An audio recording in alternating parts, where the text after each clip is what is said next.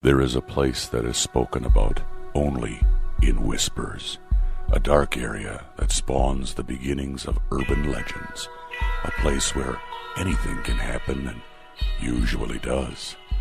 During the light of day, it hides just outside of view, but when the sun goes down, spirits, creatures of the night, roam free, and things do go bump in the night. It is in every state and every country, and there is no escaping it, no matter how safe you feel behind your locked doors and latched windows. So we invite you to turn down the lights and turn up your radio while we join Dave Schrader and Tim Dennis, your hosts, on a journey into the darkness on the edge of town. Hello and welcome. We're here to be your guides into the new weekend. I'm your host, Dave Schrader. That's Tim Dennis, and this is Beyond the Darkness, the best in paranormal talk radio. It's a supernatural news and ParaShare Saturday. Remember, if you want to be a part of the show, you can always email us your paranormal experiences at dave@darknessradio.com or call in to our Voices from Beyond voicemail at 651-300-4977. Those are the best ways to reach us. Let's get started, Tim. Where shall we begin this week in the world of strange news? Happy news, Dave. Happy. Happy news, oh. Yeah. What's so happy about it? Well, you know, we've talked about it before on the show, Dave. We've done a movie review about the so-called sequel to Ghostbusters that involved the women of Ghostbusters. But and there was a Ghostbusters 2. But there's a sequel to the original Ghostbusters on the way, the one that we all wanted, the one that we were all waiting for, the one that was rumored, the one that everybody got together in a room and wrote, and it supposedly was written up and thrown away, and everybody was angry about, and it's here, Dave. It's here. I'm cautiously optimistic. I've seen now. First of all, this teaser trailer that they've released for Ghostbusters 3 was phenomenal. Mm-hmm. However, it should be noted that this could very easily be a teaser trailer for Back to the Future 4 as well. It could be, yes. Right? Yeah. Because listen, for those of you that haven't seen it, there's like a storm blowing in. We're drawn into this barn where there's something covered underneath the tarp, and then there's electric static kind of crackling, and then all of a sudden the wind blows the tarp back, and there's the Ghostbusters car. I'm still not 100% sure that Doc Brown hasn't just arrived in 1985 and accidentally, parked in a prop tent. I don't know. We'll see. I hope it happens, and it looks like the guys are on board to at least do one more fun outing to officially hand over the keys to a new group. And hopefully I would love to see something in this new movie as a tip of the hat of the guys sitting at home watching the girls' Ghostbusters movie, kind of shaking their heads and rolling their eyes as though Hollywood was trying to tell their story, but in their way, right? So they acknowledge the existence of the Ghostbusters movie that came out. Right. But we're back in style. And without slighting the women, listen, it just isn't a Ghostbusters movie without the guys, and having them pass over the mantle might have made it a little bit more feasible, but it just didn't feel like the Ghostbusters movie. So I'm excited. I hope this one takes off. I hope so too. And like you said, let's hope there is a tip of the hat to the women, because they did do. I mean, they gave it their best shot, and there were some good moments in that movie, and they did the best they could with what they were given. Let's say that, right? Exactly. I mean, we can't put any of the blame on the lady's shoulders. It was an overblown, bloated script. Aykroyd has said it. They tried too much. They spent too much, and that's kind of what killed the franchise. It still made money. Mm-hmm. It still did relatively well, but because they didn't listen to the originators and who said, ease back on the budget, and you can probably get more sequels out of this. That's, I think, what really killed the series. Yeah, and not only that, I am a fan of the women in that movie. Those women are very talented. They're very funny, and I know you don't watch current day SNL. I'm a big fan of current day SNL. I tend to like it, and I thought it was the material that was given to them was beneath them, to be honest with you. And I agree. It was disappointing. But a new sequel to the old Ghostbusters movies on the way, 30 years after Ghostbusters 2, and it's going to be a family affair. The movie, penciled in for a summer 2020 release, will be produced by original Ghostbusters director Ivan Reitman and directed by his son Jason Reitman. The younger Reitman tells Entertainment Weekly he's always thought of himself as the first Ghostbusters fan, starting when he visited the set of the first movie as a 6-year-old. Reitman, who kept a hardened piece of foam from the Stay Puft Man, briefly appeared in Ghostbusters 2 as a kid who tells the Ghostbusters, "My dad says you guys are full of crap." Okay. I remember that, yeah. Yeah. Jason Reitman, who co-wrote the screenplay with Gil Kenan, says it's too early to reveal the plot or whether surviving actors from the original film, including Bill Murray, Dan Aykroyd, and Ernie Hudson, will be back. Harold Ramis, another original Ghostbuster, died in 2014. He says this is the next chapter in the original franchise. It's not a reboot. What happened in the 80s happened in the 80s, and this is set in the present day, says Reitman, adding that he has a lot of respect for the unconnected 2016 reboot and would like to see more stories in that universe. Sources tell Variety that the project has been in the works for months, with Sony Pictures using the fake title Rust City to keep details secret. A recently discovered dinosaur was named after Zool. So there you go. Well, and here's what I can say. They're saying, we can't say if anybody's officially connected. However, here's a little insider baseball for you, Tim. Mm-hmm. I received an email from a publicist for Ernie Hudson, who is promoting a new project he's working on. And part of the press release mentions the fact that he'll be returning with the original cast members of Ghostbusters for the new sequel. Well, that's the worst kept secret ever. Yeah, the publicist not so good at the top secret angle, if that's the case. Yeah. But we do have that. All right, where are we off to next? We move on to... I'm sorry, you might have heard my stomach there. Holy cow. A mom sees... Was that your stomach? I thought somebody was power washing your deck. No, yeah, that was my stomach. I don't know what's going on today, but yeah, that's all right. Odd. A mom sees a ghost of her son after it triggers her home's security camera. This footage has been making its rounds. I got it when it first broke, and this is weird. Plenty of strange things have been caught on home security cameras, from a woman wearing restraints to strangers licking doorbells. We talked about that on True Crime Tuesday.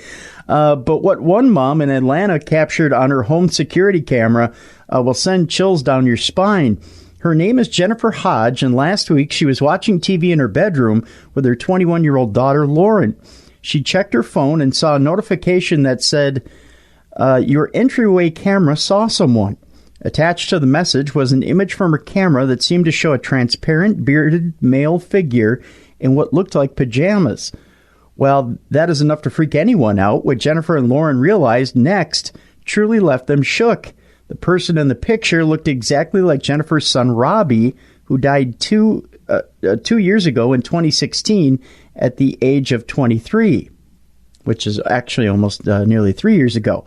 Now, the post from Jennifer Bryant Hodge says this: "Last night I was home alone with my youngest daughter watching a show in my bedroom.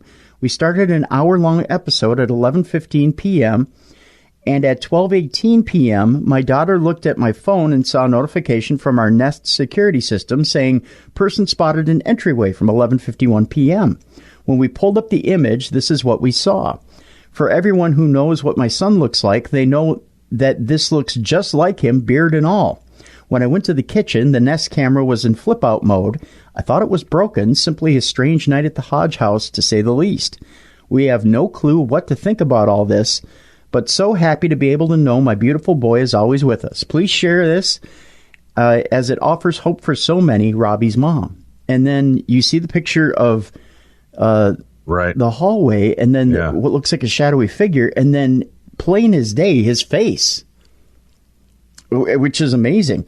The woman ran to the kitchen to find out what was going on, but there was no one there and no evidence of a break-in. Since then, Jennifer hasn't seen anything strange in the house, but has been touched by the experience. She told the Daily Mail, "Now I feel like he was letting me know he is happy in heaven. That brings me some comfort, but I still think it's weird. I'm in awe, and why did this happen to me? I haven't seen anything like this since, and I had never seen a ghost before. I don't know what to believe, and I'm still in a state of shock." It probably didn't surprise Jennifer that Robbie would visit her. She described her son as one of the most giving, caring, loving human beings. In fact, Jennifer and Robbie spent a lot of time helping others, even setting up a charity to assist those battling addiction. Robbie himself struggled with addiction and wound up passing away at age 23 from an accidental overdose of fake Xanax. It is pretty remarkable, and like I said, well, you've seen the photograph and the shots from the video. I don't know, man. That's pretty compelling to me. Yeah, that's wow. I mean, that's just there. That shadowy figure is just there.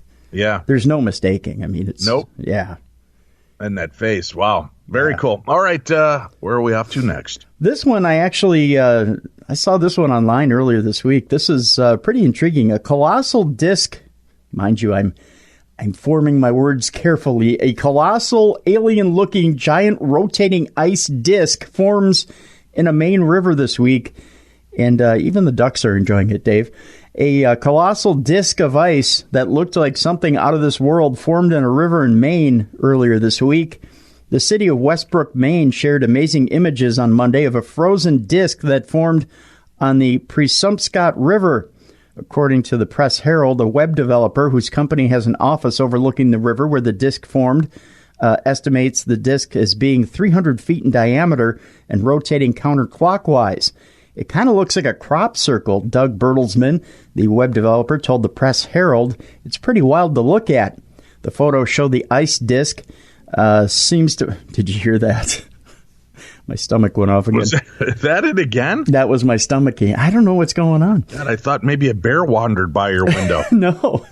The photos show the ice disc seems to be larger than a nearby multi-story parking garage. It's pretty big. Matt Battle, an associate professor of physics at Bowdoin College in Brunswick, told the local newspaper that he's never seen anything like it. It's definitely not being caused by the, I don't know what this force is. Is it Coriolis or something like that, that objects experience because of the Earth's rotation? Battle told the Press Herald, "It looks marvelous. It's a beautiful thing." The city's marketing and communications manager, Tina Radel, told Gizmodo that the ice disk does not appear to be going up or downstream at this time, adding that it could get bigger as more ice forms. The city also posted a drone video of the ice disk on its Facebook page. Locals had a range of responses to the huge rotating disk on social media. "Frozen crop circle," one person posted. "It's where the aliens landed," commented another. Rob Mitchell, who owns the building where Bertelsmann's company is based, told the Press Herald that he notified the city about the disk on Monday morning. "There were ducks sitting on it. The ducks were rotating on this big lazy Susan," he said. "It was a big duck go round." There you go. A big duck go round, huh? A big duck go round. A big duck lazy Susan. All right. Yeah. Well, I guess, there's something for everybody. All right. Where are we off to next? We move on. We're let's see here. We go to... Where's it? Venezuela. That's where we're going. Where Venezuelan dictator Nicolas Maduro made the latest in a series of bizarre claims on Wednesday, declaring that he had visited the future where his regime's power is secure and his crisis-stricken country is prosperous again. Oh, wishful thinking. If I could go to the future, I'm incredibly rich, Dave, and so are you. How do you like that? Please sign me up. How do I get to that deal? I just jumped in my time machine and it happened. "I already went to the future," Maduro said, "and I returned, and I saw everything turns out well and that the civic military union and gives peace and happiness to our people as well as absolute security," Maduro said during an event in front of the National Bolivarian Armed Forces. Oh, he's such a dreamer. Although he did not specify what supernatural experience provided him with this insight, Maduro claimed that the trip also confirmed that the security of his socialist regime was guaranteed. "I'm sure that everything will turn out well and that we will come out stronger and wiser from this whole juncture," he continued. I am certain a handful of immature improvisers will not be able to damage the Republican life of Venezuela. This will not be possible, he went on to be quoted as saying. As noted by CubaNet, it was not the first time that Maduro boasted of having supernatural gifts, including the ability to communicate with animals. Oh, he's Dr. Doolittle now, is he? And described paranormal phenomena. You can do that song if you'd like. I'd let you. You don't have to. Phenomena? Phenomena. It's like a drug now. I can't not. And what I love is that we've messed with people's minds. So now every time they hear it, they're expecting it. Even when I'm hosting Midnight in the Desert, as I'm watching social media, if anybody brings up phenomena, everybody starts doing, waiting for me to jump in. So, well, there we gave him a little something. Yeah. Last May, he visited a farm where he delivered a confounding address to cattle about the importance of replacing the democratically elected National Assembly with an unelected Constituent Assembly comprised of solely government supporters. Rumor has it the cattle fell asleep during that address, too, Dave. I don't know if you know that or not. So you're saying they weren't very moved by his speech? Oh, God. Moved. No. Don't do that. He went on to say, that was horrible. That hurt me. My stomach will speak up in a minute and let you know, too. I want spokesmen, leaders, and producers of the field to be next deputies of the Constituent Assembly, he said in front of the cattle. The cattle did not respond. Are you going to accompany me, he said. He actually talked to the cattle and asked this. Are you going to support me in the Constituent Assembly, or do you want opposition? The cattle then looked at him strangely. Do you want violence? He asked the cattle. The cattle then responded, have you seen our forefathers? They're hamburger now. Actually, they didn't say that. Do you want death? He asked the cattle. They said it's coming anyways. Those of us who want peace in life go to the Constituent Assembly, he then rattled on to the cattle. Get it, rattled to the cattle. The 56-year-old strongman who wasn't that the follow-up album to Diver Down by Van Halen? It was, Rattled with Cattle. Actually, I think that was after the Thrilla in Manila. I think that was the next fight that Ali had, was the Rattle to the Cattle. If I remember. You heard of the Thrilla in Manila. Wait till I give you the rattle in the cattle. The 56-year-old strongman who last week extended his presidential tenure for another 6 years after carrying out an illegal power grab amid numerous claims of fraud is also known for his bizarre rhetoric on topics ranging from Donald Trump to the state of his impoverished country. In recent months, Maduro has compared both U.S. and Brazilian presidents Donald Trump and Jair Bolsonaro to Adolf Hitler, citing their outspoken opposition to his authoritarian regime. These are criminal acts similar to the Nazis, Maduro declared in November as the U.S. imposed more sanctions on the regime, very similar to the Nazi and fascist ideology, just like Hitler persecuted the Jewish people. Do you ever think Nazis sit back and go, why does everyone keep comparing themselves to us? Knock it off, all right? We've leaned off everything now. I'm sure they do. Yeah, they probably at their little convention with. Right now, our Nazis, we're just talking about how to make bread pudding. If you have satines, biscuits, and knitting, I'm making a very nice Doctor Who scarf. Doctor Who scarf. That's so nice. They've taken up knitting.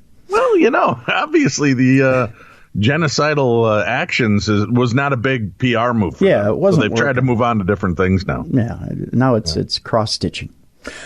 Just like Hitler persecuted the Jewish people, Donald Trump persecutes the people of Venezuela, Maduro went on to say.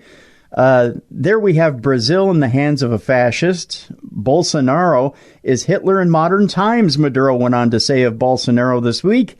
He does not have the courage of his own convictions because he is a puppet of groups of sects. Sects. S-E-C-T-S. I have a hard time. Thank you Sects. for that clarification. Yeah. I think I sprung a leak. It's like anecdotes. Yeah. What's that word you always want me to use? Anecdotes? No, anecdotes. That's what I said. Anecdotes. No, not okie dokes. Anecdotes. Now you have me doing it. I can't even say it now. This guy time traveled. Yeah, he time traveled. Do you think this was a metaphorical time travel, as in, I've seen the future, baby? No, Dave, he gave a speech to cattle. I think he actually thinks he time traveled. Why not? Yeah, yeah. Crazy stuff, huh? Yeah, crazy stuff. And these guys get into power, and you and I have a hard time getting a job that pays more than minimum wage. That just doesn't seem right. No, I'm just saying. Maybe we need to start talking more crazy, which seems almost impossible to do, but I think we might need to look into that. Well, hey, I can start saying some weird stuff. Why not? All right, Tim, where shall we go next in the world of strange and supernatural news? Well, Dave, Jennifer Aniston has come out and talked about her paranormal roommate, and we have the details. Really? Yeah, she's got a little ghost roommate. On a recent talk show, Jennifer Aniston revealed that she used to live with a ghost. While most of us love a good ghost story and a paranormal movie here and there, actually sharing living space with a member of the other world isn't something that the majority of the public would be jazzed about, but Jennifer Aniston is, and she seems to take everything, including a paranormal pal, with a grain of salt and in stride. It's rumored that there are more spirits in Los Angeles than you can shake a pair of dowsing rods at. And when you think about it, it makes a lot of sense. Los Angeles is a place where generations of people have come to chase their dreams, and alcohol and drugs are plentiful, and so are broken hearts. They say that spirits tend to hang around where there's unfinished business in the air, and just imagine all of the unfinished business that can be involved for dream chasers. According to CNN, Aniston recently guested on The Late Show with James Corden in order to promote her new Netflix movie, Dumplin'. And while there revealed to Corden and his audience that she lived in an actual haunted house when she first moved to Los Angeles in order to start her acting career. Pre-Friends, young Aniston dealt with strange goings-on, such as the coffee maker starting up unexpectedly, which I don't see an issue with that, especially if there's fresh coffee there, or the dishwasher starting up on its own in her first LA residence. This seems like the nicest roommate ever. I'm just saying. Yeah, sign me up. Where do I get? And you know, they leave you alone when you want a little loving time. Yeah, I know, right? These spooky instances were not a one-time deal. In fact, they happened so frequently that Aniston hired a real-life ghost whisperer to try and cure the issue. They had frankincense, and they put it in a little dish, Aniston told. That's Frankenstein, Tim. Frankenstein. Oh, they had Frankenstein and put him in a little dish. Oh, no, that would be frankincense. Tim. Yeah. Frankincense, that's Frankenstein doesn't fit in a little dish. No, well, it'd be quite painful, and I'm sure he'd complain. Aniston told Corden and started saying all these things, and No, I can't read. All I see is Frankenstein in a little dish. Yeah. And started saying all these things in the corner that she went to. All of a sudden, the dish cracked. Oh, Frankenstein. Maybe it was Frankenstein in the dish then. Maybe he shifted weight and crackled it. Yep, he cracked the dish. Yep. She went on to tell the talk show host that the ghost whisperer discovered that the spirit couldn't stand her roommate. Apparently, the whole ghost situation was so distressing that Aniston ghosted her roommate. Oh, that's not very nice. She said that she just moved out without saying why, because she would have felt terrible telling her roommate that the ghost didn't like her. It's not very nice. Really? Yeah. Corden wondered what happened to Aniston's roommate. Was she okay after living alone with a ghost who strongly disliked her? The actress admitted to this day she isn't too sure about the roommate's fate, but later insisted that she's fine. I don't know. I got out of there too quick. She's fine. Don't worry about it. It's all good. Yeah. So that's the name of that tune, basically. She just up and left. Now, I have a story here that Tim claims he can't open. And I think I know why, because I'm looking at the size of the names and the provinces and names of the towns from this story. So I think his computer is either aligning with him to screw me so that I have to read this story, or he is just trying to screw me so I have to read the story. Either way you look at it. Paranormal activity has claimed the life of our daughter. That's what a family is claiming. We're going to indoor. I'm a big fan of indoor, Tim. Not a big fan of outdoor. No. Yeah, we're going to indoor where a 21-year-old pregnant woman died under mysterious circumstances on Tuesday night. Her family members believe that paranormal activity is the reason behind the incident, since a girl had committed suicide a few days ago near their house. Police suspect it to be a case of poisoning. Prashi, the wife of Jitendra Kuksaharia, resident of the New Gwari Nagar, was on Tuesday night rushed to a private hospital after she complained of breathing problems and headaches around 5 p.m. At the hospital, she was declared dead late at night. Hira Nagar police reached the spot and recorded the case. She started feeling uneasy and told her husband and brother-in-law. Suddenly, her nose started bleeding. They immediately rushed her to a private hospital where she was referred to my hospital, where she was declared dead. Not mine personally, Tim, because flying from India all the way to Minneapolis probably would have cashed her in. They probably would, yeah. The Hira Nagar police station in charge of Mahendra Boyahadraya. Yeah, exactly. Yeah. He added that the woman was 8 months pregnant, and her parents had also come from their village in Pali of Rajasthan to stay with her. They had gone to visit Ujjain on Makar Sankranti when this incident took place. Prashi was married to Jintara in February of 2017. Her brother-in-law, Anish Kushara, and his wife were also at the home at the time of the incident. Here in Nagar, police said a case was registered, and they were waiting for post-mortem report to ascertain the reason behind her death. Badoria said that they searched the house but did not find any poisonous substance. Since a newly married woman died under mysterious circumstances, her case will now be investigated by the CSP Pradipsha Praporia Harish Mantawi. Bless you. So I don't believe for a minute you couldn't open that story, you dick. I believe that you just stuck me with all of those words. I'm going to call the police because I believe a murder's just been committed. But now I don't think I'm going to get the emails because they're just going to shake their heads. It's not even worth it. They realized how badly I just butchered that story. So that's the case. I could be wrong. No, you're not at all. No. I got one left, though. I do have one more story left here. We can cleanse the palate after that. Okay. All right. What have you got? Lord, someone just murdered my stomach again, too. My stomach approves of your reading of that story, evidently. It just stood up and applauded. Either that or it was saying, no. No. I am Zool. A man claims he was attacked by a ghost, and well, here's one I can mispronounce. We can clear your palate with my mispronunciation. Excellent. In Greyfriars Kirkyard. Got it. You got it so far. A man has reportedly been left with painful scratches after an attack by Edinburgh's most notorious poltergeist. 37-year-old Chris Rennie was quoted in the Sunday Mail saying he was targeted by the Mackenzie poltergeist in Greyfriars Kirkyard during a guided ghost tour. He told the paper, "My back was covered in livid, burning red scratches when I took." Wasn't that a Sade album? It was Livid, Burning Red Scratches. It wasn't one of the more popular ones, but no. Yeah. She just turned 60, by the way. She doesn't look a day over 40. I think witchcraft is involved. Wow. I really do. You heard it here, Sade. He's calling you a witch. No, I'd send the spell at him. I would. I'd settle down with that lady in a minute. I'm not going to lie. I've always had a thing for her. I don't know what my deal is. I know. Yeah. That, by the way, was not... Was that your stomach? Or no, was that was an actual truck. Are you sure? No, that one was not. And it wasn't the other end either. I mean, that was an actual truck. Well, that's good to know. Yeah, because I would have to go to the doctor right now. Yeah. Yeah, that would, whoo, boy. When I took pictures and sent them to my friends, they were really freaked out. It was demonic, he says, of those scratches. What happened to me can't be explained in any other way. The call center worker from Glasgow said he didn't notice anything untoward until he got a taxi back to his hotel in, is it Leith? Okay. I believe. Sure.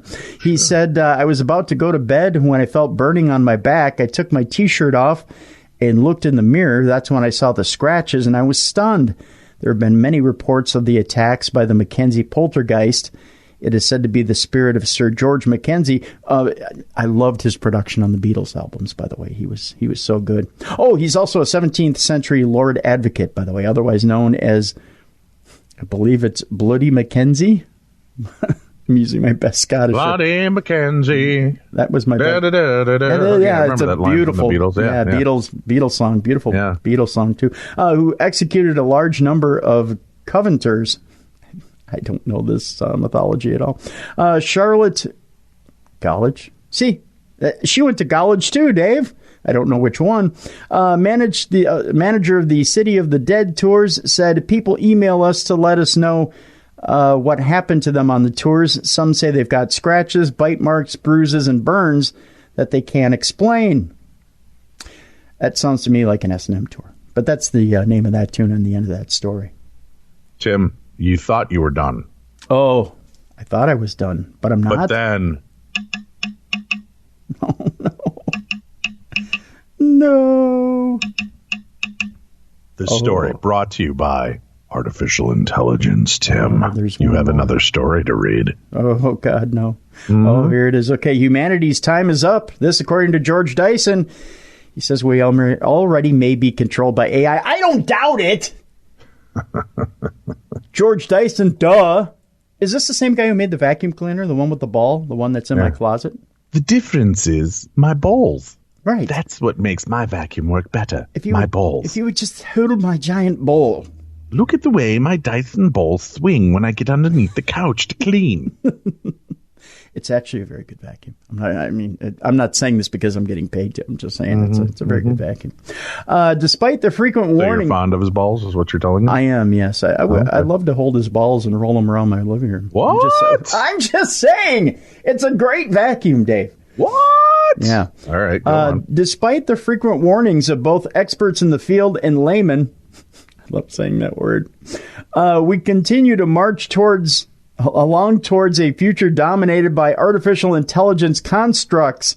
For some reason, those with the ability to shape our futures just really want us to become subservient Terminator fodder of a super intelligent AI hive mind built right into the very fabric of the technosphere. Are we creating our new overlords? Even worse, I feel like I need to scream when I read this story. Even worse, have already created them? This is the worst written article ever. Could it be possible that we've already passed the tipping point and are already controlled by AI constructs? It's possible, according to technologist and historian George Dyson, son of the theoretical physicist Freeman Dyson. I love that band, by the way. Have you ever listened to the greatest hits of Freeman Dyson? It's pretty good. Dyson has built a career out of studying the history of science and technology and believes current trends point to a future in which the machines surely take over. To ring in the new year in the most depressing and hope-crushing way possible, which didn't we all, Dyson sat down with Edge.org to discuss the digital revolution and where he sees it heading. According to Dyson, we've already lost control of our most advanced technology and are already following the orders prescribed to us by the machines. I didn't know we had orders. Oh, my God. As computers proliferated, the humans providing instructions could no longer keep up with the insatiable appetite of the machines, he went on to say. Codes became self-replicating and machines began supplying instructions to other machines.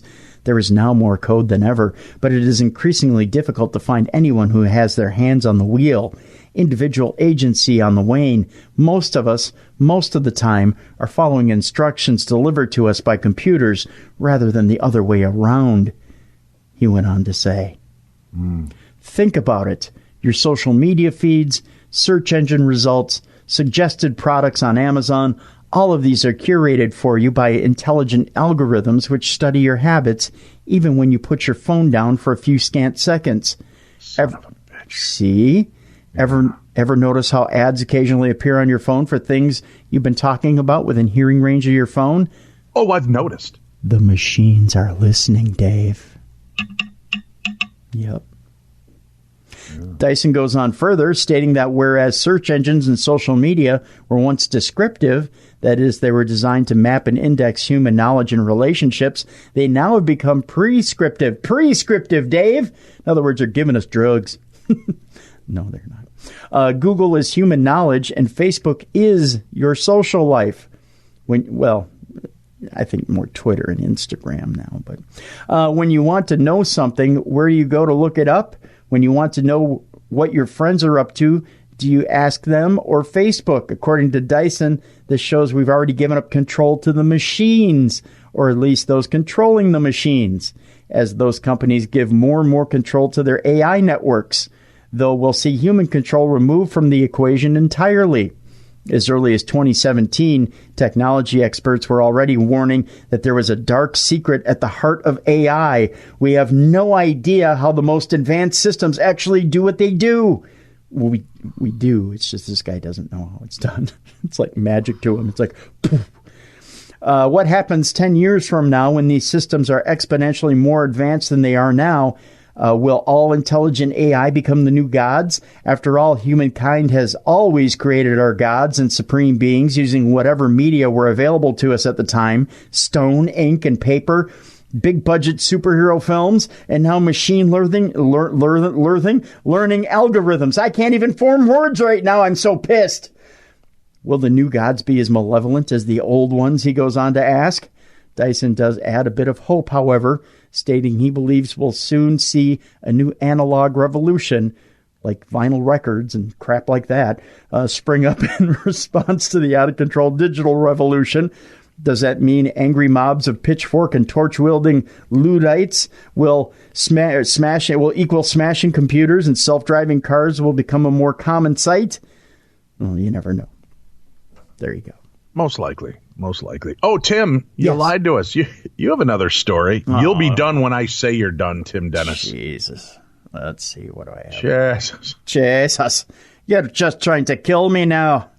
In our last story, maybe, police appear to be hunting for E.T. in an odd E-fit. A police force has been mocked mercilessly online after releasing an E-fit of a burglar. I don't understand what an E-fit is, of a burglary suspect whose social media users claim they look more like E.T. The female crook is wanted in connection with the burglary, but web users say she bears an uncanny resemblance to the alien from Steven Spielberg's classic. She is kind of a looker. She does, doesn't she? Yeah. Ouch. Others have compared the image with its long neck to Harry Potter baddie Voldemort. Well, she's a little bit better looking than Voldemort. A little bit. Yeah, I mean, she's probably a 5 or 6 shot of whiskey here, I guess. Wow. Staffordshire police have now been inundated with over 400 comments, with several posting pictures of the 1982 film. That's just harsh. This woman has a life. I'm sure somebody's loving her behind closed doors. That's a Charlie Rich song, you know. You can sing it. When we get behind closed doors. Yep. That's when you let your hair hang down. And she doesn't have much of it. Are you a little surprised that I knew that? No, I've heard you sing it before. Damn it. Yeah. Surprise you. Adam Wallace said, "Someone find this woman urgently. She needs to phone home." Oh, that's so cruel. God. That is so cruel. Brutal. Simon Swiss Tony Wright put, the getaway vehicle was apparently a BMX that had a shopping basket on the front of it. Oh, God. John Stanway said, don't think E.T. is going to phone the police. Oh, no. Jay Winters joked, seeing her on the front of a pack of pickled onion Space Raiders. Pickled pack of what? Space Raiders? A pack of pickled onion Space Raiders. That's a tough one to try to say, drunk or sober. Yeah. Others suggested X-Files characters Mulder and Scully would be better suited to tracking down the suspect. Vicky Hudson said, one for Mulder and Scully from the X-Files, I think. Alan Tamms put, if I see her, I won't be calling Staffordshire police. I'll be calling Mulder and Scully. The originality just starts to die at that point. The force later responded to the post, writing, we hope the engagement created means we identify the offender quickly. The woman is wanted in connection with a break-in that took place in, is it Lickfield, I believe? Staffordshire on January 3rd. 2 men and 2 women forced entry to a home on Richard Cooper Road in the Shenstone area at around 9 p.m. Detectives say cash and electronic goods were stolen before the 4 offenders drove away in an Audi. Oh, they picked a nice vehicle. The black... it was almost like a spaceship, but not really. The black and white drawing depicts a woman with short hair and a long, thin neck and a narrow, pointed chin. The woman is described as very skinny, in her mid-30s, with light blonde hair, and speaks with a Birmingham accent. She was wearing a green knitted top and pale leggings, and of course she turned on her heart light. See what I did there, Dave? Yeah, but I'm not going to sing that song. Okay. And I figured it was by your favorite singer. I threw you a bone there. Investigations are ongoing, and anyone who recognizes the woman in the EFIT or has any other information about the burglary is asked to email howard.davies@staffordshire.pnn.police.uk. You have to memorize it. I'm not posting it anywhere. They have their Crime Stoppers number as well, but I don't think she looks like E.T. She looks more like the dog-faced boy from the carnival, to be honest with you. Just saying. Come back again. Oh, God. We're going to get sued! I want you to stay next time.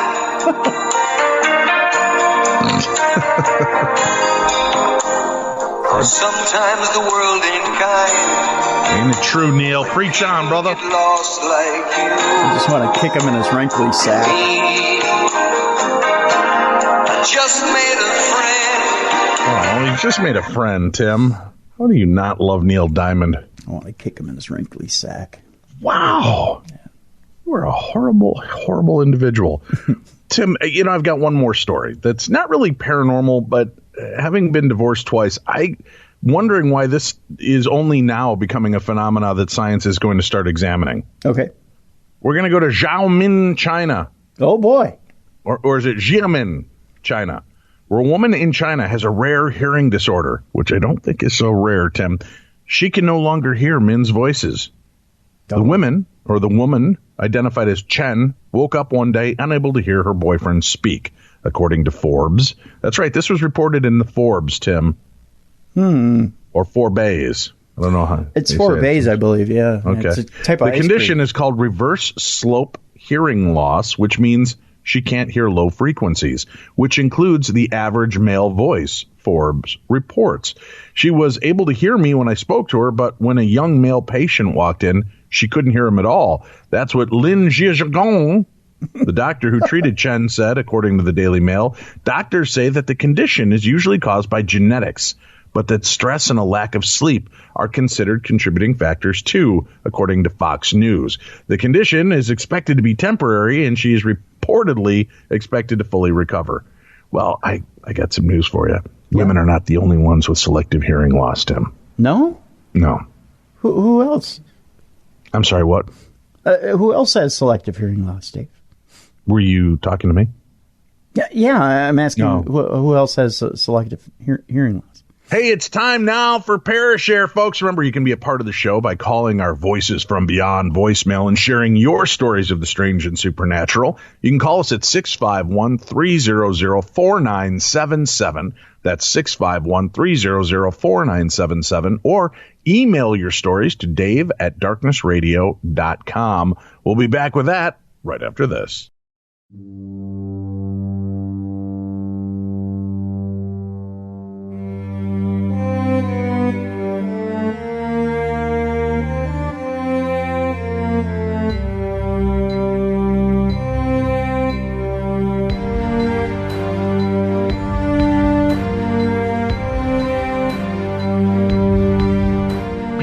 Darkness.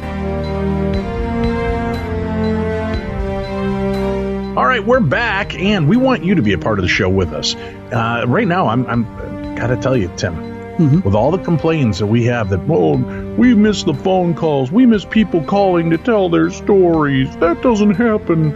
So we open up a Voices from Beyond voicemail, and we just get trickled calls, and we know we're getting. According to the recent deal, we've got over 45,000 downloads of each episode.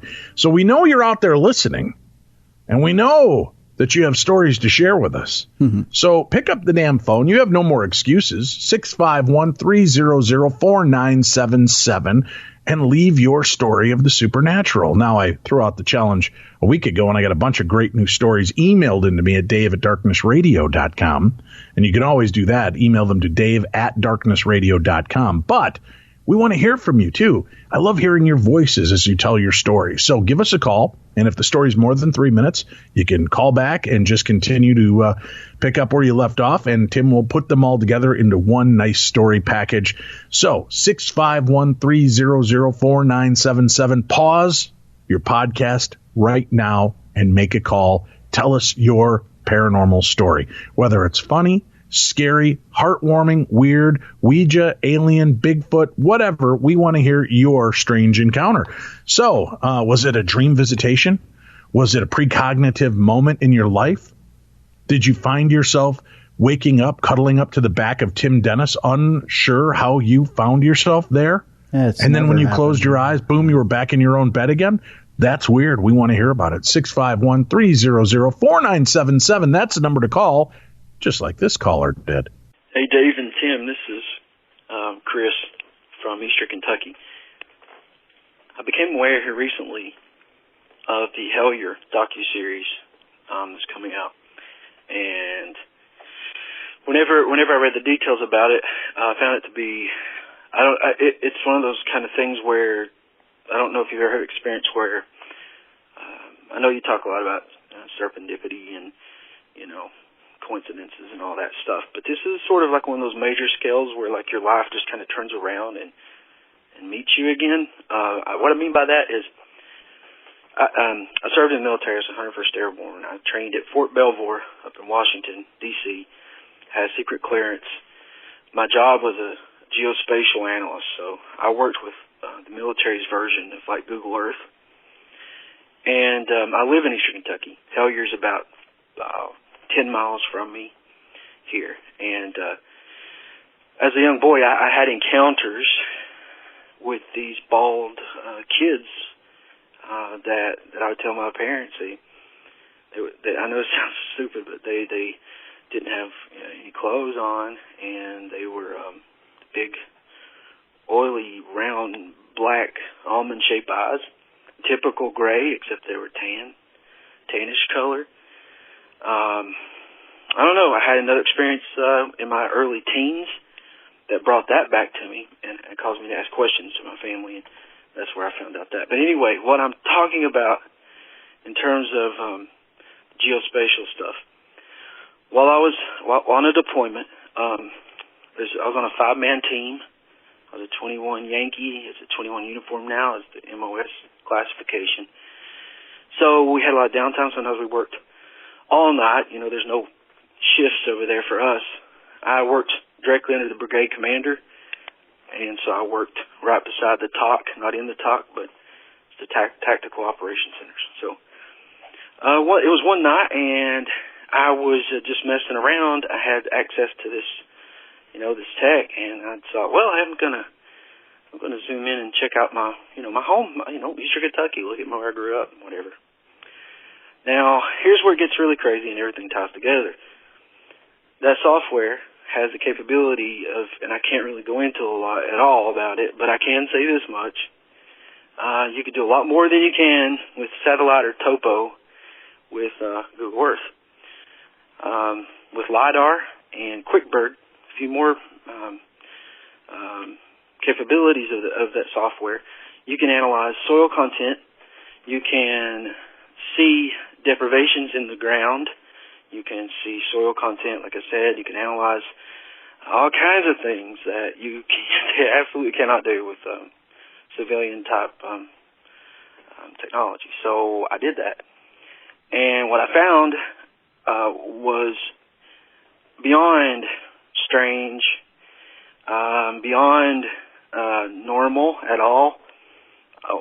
From what I was trained to see when I looked at information like this, I can't go into a whole lot about it, but I really can't. I used to hate when people would call and be like, "Oh, I can't really do this." I'm like, go into what it is, but I tell you whatever. I mean, who knows? I could be completely lying, but I'm not. What I can say is this is the only thing I can really say. Greg, I think his name is, right? The guys that did the docuseries. Well, they mentioned in this that they thought, in a roundabout way, that there was a connection with Brown Mountain, the lights and different things. Okay, so there's a huge cave system from Mammoth Cave all the way to Brown Mountain, which goes directly under the Central Appalachians, which is where I'm at, and so there's a connection. They believe that. When I read that, I got chills because the information that I got is that, too.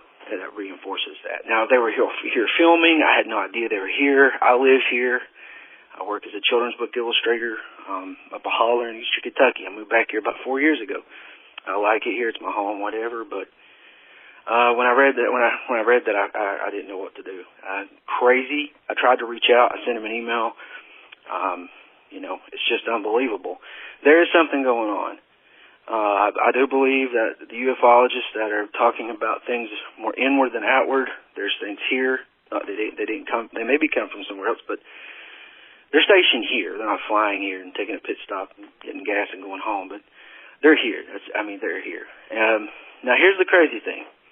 After I searched for my home, the geography, and analyzed some of the contours, draws, spurs of this area, and I found what I found. About, 8 hours later, I was called into the main brigade talk.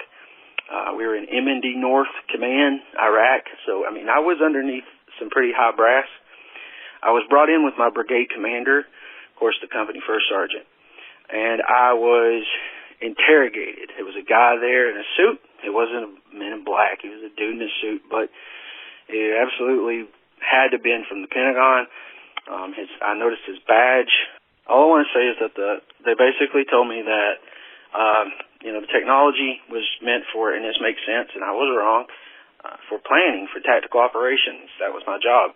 Wasn't meant to go in there and go checking out, your home place. So they asked me what I found, that information.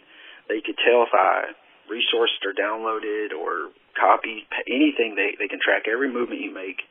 So they knew that I didn't do anything like that. So I had that much going for me. But I did see what I saw. I know what I know. I cannot prove it. I can't even tell you what it is. The only thing I can tell you is that we are being visited, and Eastern Kentucky, what these guys are doing with this docuseries is tapping into what's actually probably going on, the most prevalent thing in ufology that a lot of people are just overlooking. And what a great place to hide out, underwater, underground, and in the middle of Central Appalachia, where everyone thinks we're crazy anyway. So, I don't know, something to think about. Anyway, thanks for your time. I took a lot up. I love your show. Thanks. All right, Tim, we've got some stories to share. All right. Are you ready? I'm ready. Hey, Dave and Tim. Hey. Hey. Hey. I've been debating on whether to write in for some time now, but finally decided to do it. I know these aren't as thrilling as some of the other stories you receive, but I hope you'll enjoy them anyway. Oh, I like that short shriftiness at the beginning. Mm-hmm. Setting the bar low so that anything sounds good at this point. You're a wise listener.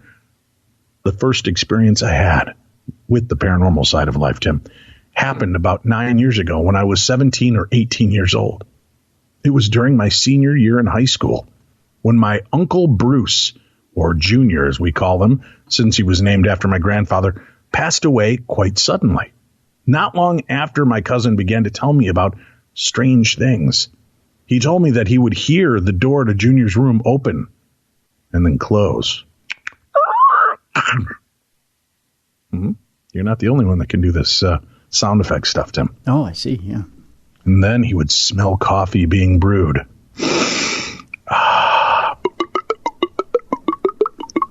That's like the old percolator sound there, Tim. Yeah, I see, yeah. It's as close as I've got. I naturally assumed that being an old house, that perhaps a draft would cause the door to open and close from time to time, or perhaps our grandmother who lived with them, still grieving for her oldest son, would go into his room. Going along with that train of thought, I told him it was probably her making coffee, as she is an avid coffee drinker. When I told him this, he was quick to let me know that he checked on her, and she was still fast asleep every time.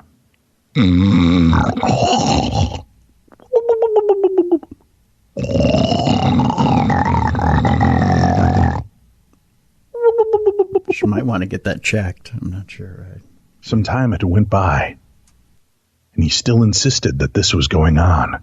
And finally, I had enough and decided to stay the night to see for myself. That night, I decided to sleep on the couch in the living room instead of the guest bedroom, since it's too far away from the kitchen to smell bacon cooking, much less coffee brewing. Oh, some cynicism there, Tim. Mm-hmm. Everything was normal all night until 5:30 in the morning. I was half asleep when I heard the sound I was sure I would not hear. The creaking of old hinges on a heavy wooden door being opened and then closed. No, wrong button. I sat up on the couch, expecting either a light to come on or my cousin to try slipping up in the dark to scare me. But neither happened. A few minutes later, I had just about decided it must have been indeed a draft that made that door open and close. But then I smelled it.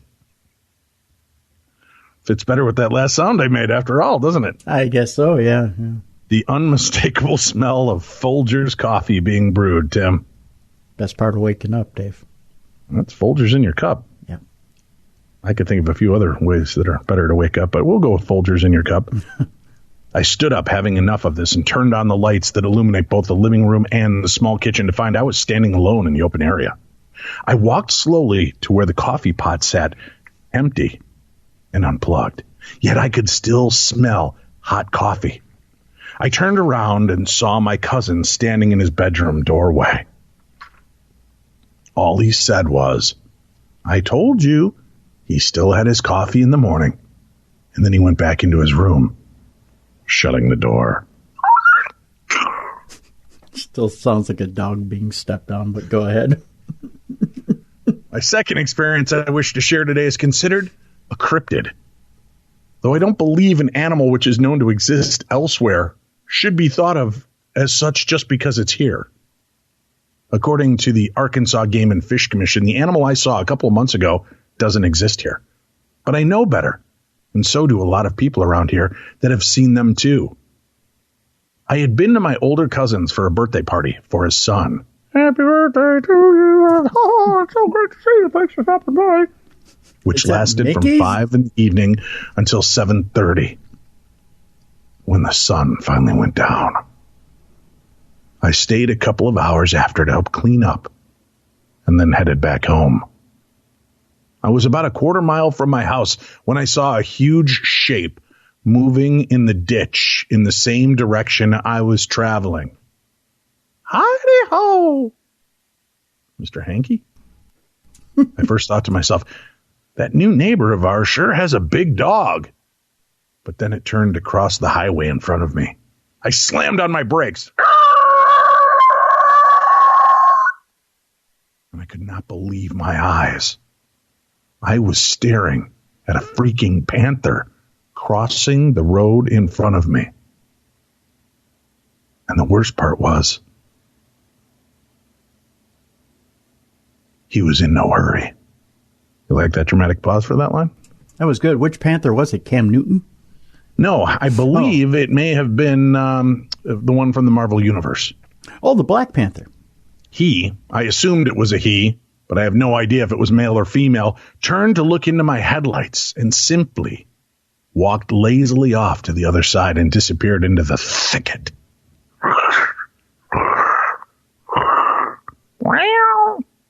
Needless to say, I didn't waste time admiring the stars getting back from my truck inside my house when I got back. I realized this has been a long email, so I'll end this here.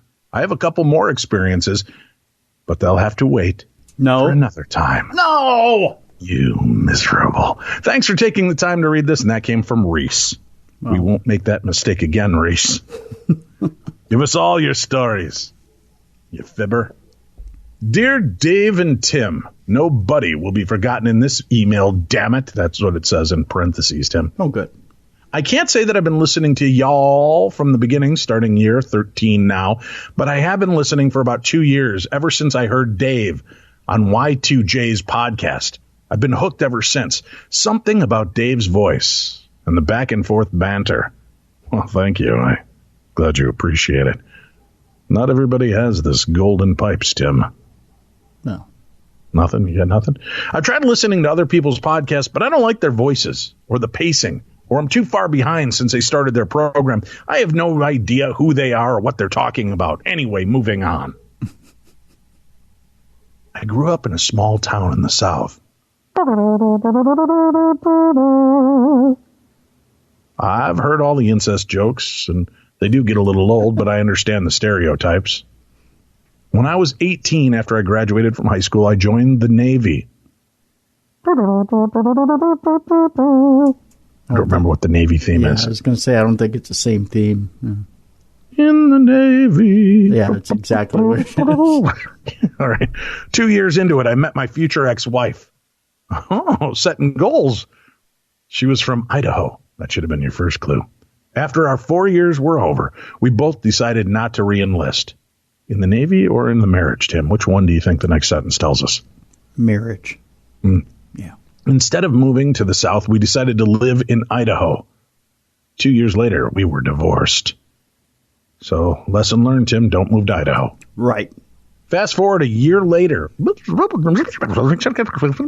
and I was with a woman who would end up being the worst mistake of my life. Although I learned many lessons from this relationship, we had moved from Idaho to Washington State and then to Utah, Tim. Living this crazy paycheck to paycheck life, always struggling, never getting ahead, vicious cycle of life. All right, you better be careful here, Pally, because that's how Tim and I have lived for, 50-some years now. Yeah. I was raised in a Baptist church as a child, and being a true back row Baptist, lost my religion and way and fell into the world. She never went to church or was spiritual or religious or in tune with anything that I was aware of. One day, out of the blue, she says to me, "Your dad doesn't have very long to live. In fact, I would say less than 2.5 years." That's not much of a conversation starter, Tim. No. Nope. Nope. I just stared at her like she had lost her damn mind. I asked, "Why would you say that?" My dad was in pretty good health for a man in his early 60s. Fast forward about 2 years later. My father's health had deteriorated, and his kidneys were at 80% failure. I couldn't wrap my head around it. How could this happen so soon? Then that morning came. I was getting ready for work when my mom called telling me that my dad had passed away some 10 minutes ago. I broke down and started crying.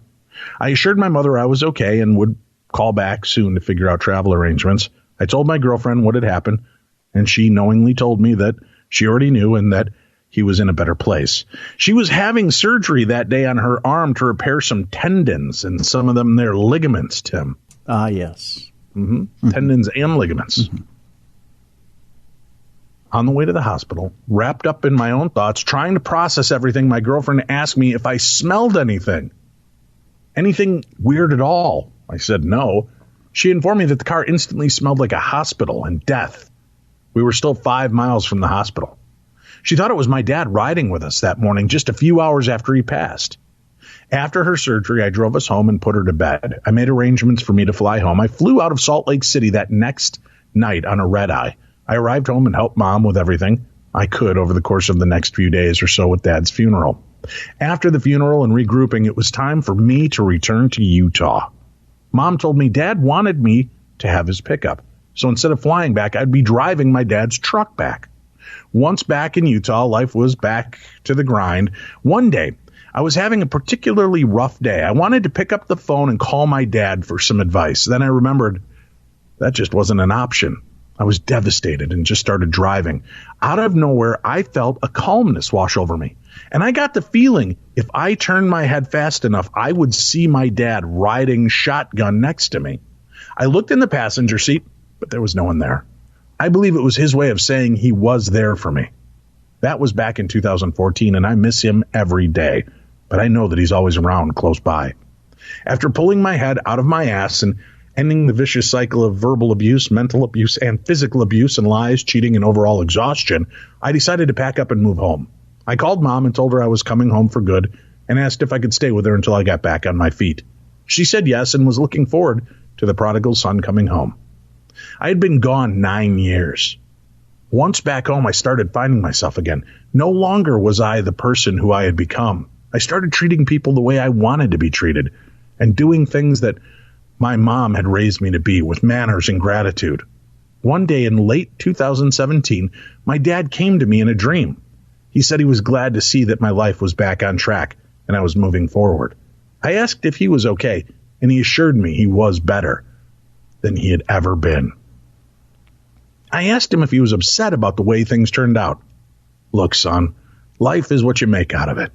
You're never too far gone to make a change. I lived my life and I enjoyed it. Go and do the same. Don't beat yourself up over the past. Learn from it, grow and move forward. I love you and I'm always around. I'll see you again. I try to live by those words every day. That's my story. Hope you guys enjoyed it. Let it be noted that I'm still hoping to get Tim's address or phone number over the air one day. Cheers. And that comes from CB. Yeah, good luck to you, CB. Well, CB, being the kind of guy I am, I don't like to leave my listeners disappointed. It's 612. No. What? No. Well, CB was nice enough to share with us, Tim. I just thought all right, fine. You won't let me give out the phone number. You can go to 314. No. What? He already found his place to live. He's back where he needs to be. He's already said he found But he suffered a loss, Tim. Maybe he just needs to feel your manly bear-like hug around him to bring him comfort and peace. He already said by stopping into 314. No, Dave. What? He's already said he's into women. He's Tim, I'm into women, but when would I never want a giant bear hug from you? When would I never want a giant? I'm sure is that he a is. Double imperative fraction with a dangling participle? Yeah. You should. I don't like to brag about my graps of the English language, Tim. You should probably observe your own grammar. My own anecdote. Yeah, your anecdote. Yeah, that's what I said. My own anecdotal. That thing. Yeah. What? Your own anecdotal dote or whatever it is. Let's get on to the next one. Hi, Tim and Dave. What the? Hi. Hi, Tim and Dave. Yeah. You know. Hi, Tim and Dave. Was this written years ago? No, this is on Tuesday. Hi, Tim and Dave. Hi.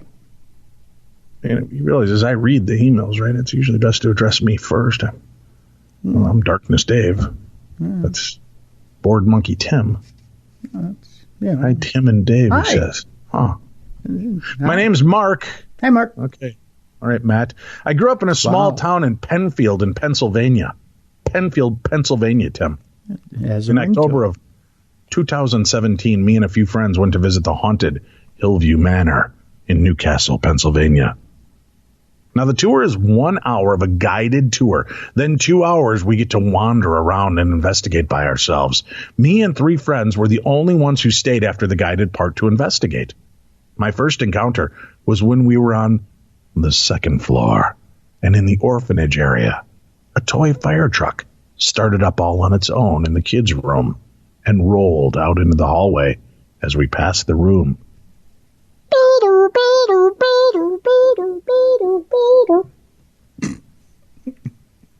Shortly after that, I wandered back into the basement, where during the tour they said there's a child spirit down there that moves the dolls that are out in the hallway. My friend sat the doll in a certain spot, so after everyone left, I went down alone to see if it was moved. As I turned the corner, I could see the doll still in the same spot. As I turned to leave, I could see a doorway in front of me that I had to pass on my way back out of the basement. As I'm approaching the door, I see staring right at the door a figure of a little girl run across the doorway.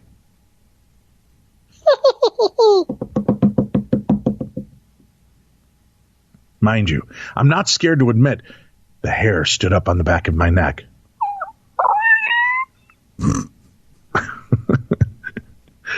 I just felt that should be the sound it sounds like, Tim. We left shortly after that. Not much of anything happened. I was so happy to investigate this place after seeing it on Ghost Adventures. Come at me, bro. Wow. I'll have to go back soon. Anyway, love the podcast. It gets me through my work days easier. Best to luck to both of you.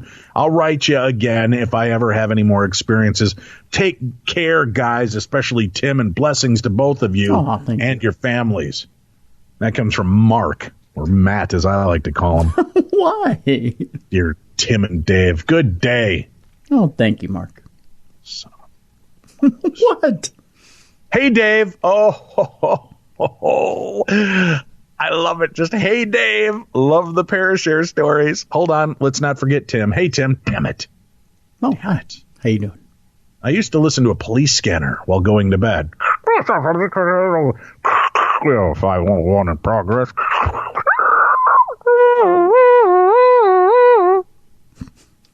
One early morning about 10 years ago or so, as the sun was still rising in the sky, the scanner was stuck on one channel. I'm all out of love. What am I without you? That's a horrible channel for the scanner. Yeah. It was not fully daylight yet, so I was not sure if I was in a dream or what. After listening for a while, I knew I was awake. On the scanner, there was talking, but it was not like anything that I'd ever heard before. The language was odd and seemed kind of robotic, with some kind of strange sounds in the background.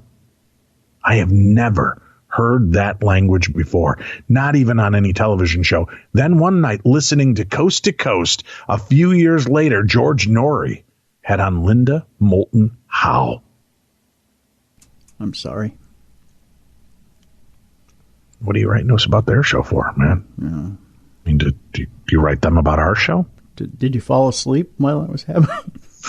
They started talking about the movie Hangar 18, Tim. I had never heard of it, so I looked it up online and watched it on the YouTubes. That was before you had to start paying to watch some movies on there. There's still free movies on there, Tim. There is? Yeah. As a matter of fact, I just watched Split the other day.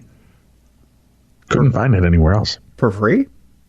Free. Wow. Watch Split on the YouTubes, Tim. Ooh. Just type in free movies. You'll see lists of them. Really? Mm-hmm. Not sure if you ever watched it before, but the government had a crashed UFO and they were examining it. The dad from A Christmas Story was the main actor. That's Darren McGavin, all right? He has a name. I know the aliens did not shoot his eye out with a cosmic Red Ryder BB gun. Hey, leave the jokes to me, pal. It's not like they didn't try. Towards the end of the movie, when they were able to gain access to the inside of the crashed ship, they were looking at a monitor that was showing images of several different locations on planet Earth. The locations that were being shown on the screen were locations the aliens had chosen for possible landing sites. I wonder if one of them was at Tim's house at 314 Heritage. No. What? No. Well, I'm just wondering if it was at 314 No. Heritage. No, I don't want aliens here. Why not? That would be so cool. Well, first of all, I only have enough food for myself. Wow. Second of all, where are they going to sleep? Third, with you, they could just cuddle up with your Velcro-y, hairy back. They could just saddle up and like attach themselves to you. Takes me a lot of time to braid my back hair. Just saying. The locations that were being shown on the screen were locations the aliens had chosen for possible landing sites. Like 314. No. Damn it. No. While they were watching the images, the voice that was on the video explaining the sites was the same voice that I had heard a few years earlier on my scanner.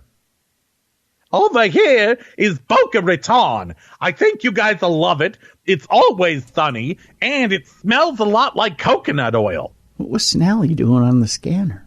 It's the voice, Tim. It's unnerving when you hear it come through a scanner. Jeez. Uh-huh. While they were watching the images, the voice that was on the video explaining the sites was the same voice that I had heard years earlier on my scanner. I get around. What can I say? Did I pick up an alien conversation on my scanner? I turned it off because it was getting annoying. Every time I changed it, it would always stop on the odd conversation. I wish I would have recorded it. What do you guys think?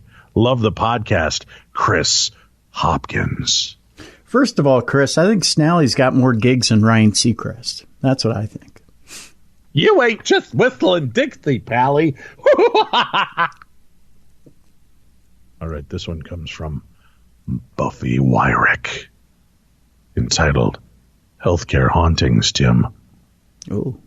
I can tell you plenty about healthcare hauntings if you'd like to. We could be here all day. This one I dipped deep for, Tim. Okay. This is from September 3rd of 2016. Oh, my. I'm a nurse and I work in a nursing home and post-operative rehab facility. Sounds like a good antidote. Oh, yeah. Anecdote? That's what I said, antidote. Our particular unit has had numerous reports from patients and staff of unexplainable occurrences ranging from mild to terrifying. 2 recent occurrences are on opposite ends of the paranormal spectrum. The mild event was a patient telling me about 2 little boys with blonde hair that stand in her doorway of her room but disappear as soon as other people get near her room. I asked her if she was afraid of them. She said no, but I am perplexed because sometimes my ex-husband is with them, and he's been dead for years. Yikes. That's what she says right in the email. She said the little boys don't speak, but sometimes one of them is sitting on a tricycle. Oh, amp up the spooky factor, especially if it's a creaky tricycle. Yep.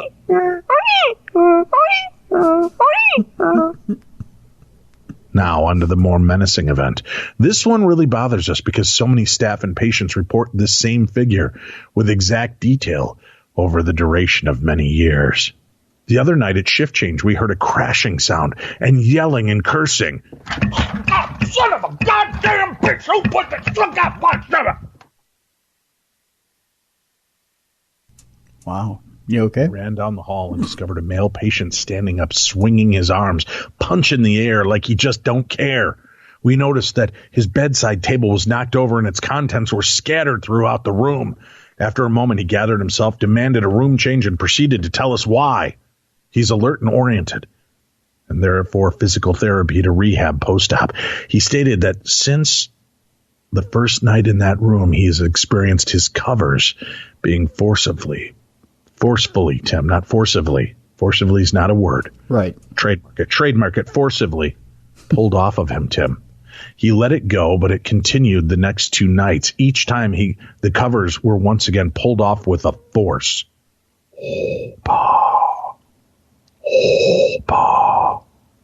Stop hogging the comforter, Bill.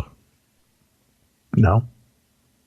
This particular night, he was wide awake and ready to discover what was happening. He thought it was a staff member or a crazed fellow patient from another unit. He was terribly shocked when laying there he felt the covers begin to be tugged. He said he immediately grabbed onto them and sat up and came face to face with a tall, all-red man with long black hair. He said he began to yell and tried to punch this devil man, but he vanished. I've worked there 17 years, and I've heard numerous people claim they see the devil on our unit. Same exact description. Though I've never seen it myself, I do believe when patients and staff share these tales, one thing I have noticed in these occurrences, they really amp up when the staff is stressed and when we have patients that are actively passing away. I often wonder if whatever it is feeds off negative energy and the weakened state of the dying. Thank you and Tim for the great shows and earworm songs. Your podcasts often make me laugh. When my young daughter hears me, she says, Mom is listening to the funny ghost dudes again. Blessings to you both. That's from Buffy. Oh, thanks, Buffy. Mm-hmm. Nothing worse than a comforter pulling devil, Tim. I was just thinking of Darth Vader pulling my comforter off. I'd Pardon me? Shoot myself. Pardon me? There, just boom. It'd be over. That's it. We're done for today, Tim. Oh, I got nothing more to share with you. Luckily, we'll be back tomorrow, where I do have a brand new Theater of the Mind, right here on the best in paranormal talk radio. And don't forget that I also host a show Monday through Friday, Midnight in the Desert, the best in anomalous talk radio. We've had a lot of weird and wild conversations. And if you missed any this week, we had Tim, we talked to this gal who was a flight attendant. She has a unique perspective on 9/11 and what happened.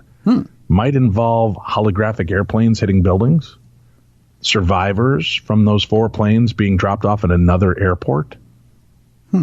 Many weird stories, Tim. Many weird stories. Plus, we did a 3-hour Star Trek extravaganza on Tuesday night. We had celebrities from the show. We had writers from the show. We had researchers from the show. And I've got to tell you, Tim, before we go, I'm a fan of the old Star Trek series. You are too, right? You love the old Kirk and Spock, right? Oh, yeah. I'm not a big fan of a lot of fan projects because they always come off kind of hinky-dinky, right? Right. Go check out Star Trek Continues. Tim, you owe it to yourself to do this. Check out StarTrekContinues.com. Okay. This is unbelievably good. If you're familiar, first of all, go to Netflix, watch Star Trek, the episode Mirror, Mirror. You remember that episode, right? Yep.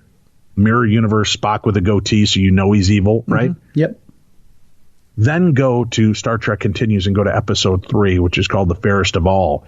And it's a sequel to that episode. Now, it's all new actors and cast, but James Doohan, Mr. Scott's son, actually plays Scotty.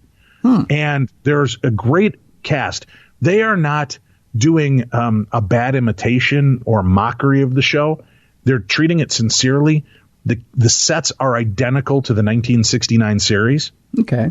They're carrying on the 5th year because, it only lasted 3 seasons on TV. Yeah. But those 3 seasons covered 1, 2, and 3, and 4 of the 5-year mission. They picked up and did 11 episodes tying in the 5th season or the 5th year of their initial cruise. And they take it all the way up to whatever happens in Star Trek, the movie. Oh, okay. So it's really well done. The main actor, Vic, Mignogna, is great as Captain Kirk. He does a lot of voiceovers for video games, cartoons. If you're a fan of Dragon Ball Z, he's Broly. But his Captain Kirk is really good, and it's a beautiful homage. It's not an imitation. It's really well done. But I sincerely try it out for yourself. It is a crazy good series. And they have a lot of celebrities that stop in. Lou Ferrigno's done an episode. Michael Dorn, who played Worf. Marina Sirtis, who played Deanna Troi in Next Generation. Aaron Gray does an episode with them. Gigi Edgley. There's a lot of celebrities that pop in on this. And some of the original actors that portrayed characters in the original series pop into the show. So it's a great series. Check it out. StarTrekContinues.com. Fans of Star Trek are going to thank me for that. And let's do a quick review. I mentioned the movie Split, which, M. Night Shyamalan in his reign came out with The Sixth Sense. He followed that up with a movie called Unbreakable, which was kind of about an unlikely, unsuspecting man who finds out he might be a superhero. And it was played by Bruce Willis. Right. And I got to tell you, I didn't appreciate that movie when it first came out. That was 19 years ago. Can you believe it? I know, right? 19 years ago, year 2000, that came out. Yeah. Then 3 years ago, a movie came out called Split with James McAvoy about this patient with the multiple personality disorder. Right. And it was great. And at the very end of it, it ties in to the Unbreakable series. But it's just in literally the last minute that it does that. Right. So you don't even realize this is kind of a sequel. And then this new movie is out called Glass, which is now completing the trilogy. Samuel L. Jackson, Bruce Willis are back from Unbreakable. James McAvoy is back from Split. And they are in a mental facility and all being kind of examined for their beliefs and their abilities. And all hell breaks loose. I didn't get a chance to see the screening. You did. Yeah. And what did you think? Was this a good third final installment? It is, and yet it wraps it up in a nice little tidy bow. I'll give it that. And basically where it picks up is Bruce Willis's character and his son are now, of course, it's advanced the storyline to modern day. Right. He and his son have 21 years later, right? Yep. He and his son have a security firm, which kind of is a front for him to go out, and he's picked up a lot of different monikers by the press, but the one that kind of sticks is called the Overseer. So he's got that poncho on, and he kind of goes out for what he calls walks, and that's his way of being able to be a vigilante and kind of insert himself into people's lives and save them. Meanwhile, James McAvoy's character has been kind of in the background and doing his thing, in unleashing the beast every once in a while on unsuspecting people. But he has continued his reign of terror in a warehouse in that part of Philadelphia. Meanwhile, Mr. Glass is in this mental facility. He's been subdued, and he's been put under heavy sedation, and he's being looked after by this psychologist, this female psychologist. And essentially what happens is, while on one of these walks, Bruce Willis's character runs into James McAvoy's character, and happens to make contact with him and realizes that he's holding these 5 cheerleaders in this in this warehouse. And all right, well, don't outline the whole thing. No, I'm not.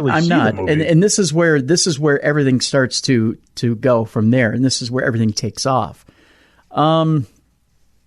I'll give it this: the movie is probably about 20 minutes too long. Okay. The storyline gets very intricate, and it kind of is fleshed out a little too much.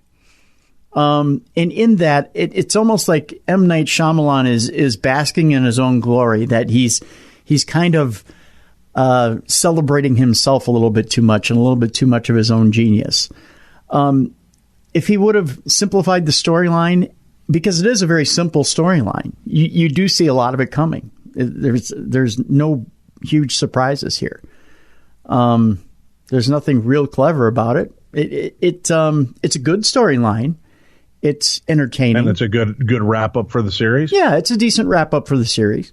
So out of 5 stars, 1, it sucks. 5, it's amazing. Where would you land this one? It's a little better than average. I'd say it's just about. I'd give it 2 3/4 to 3, and that's being optimistic. 3 would be really optimistic, but I'd say 2 3/4 stars out of 5. 2 3/4. Wow, not even rounding it up to 3, huh? Yeah, it's in that. There are times where it really lays flat, and there's times where it really stalls out. The movie just really stalls out, and you sit there and go, you know what, we need to move this forward. It just doesn't. It really lags at times. Gotcha. But it has an interesting payoff.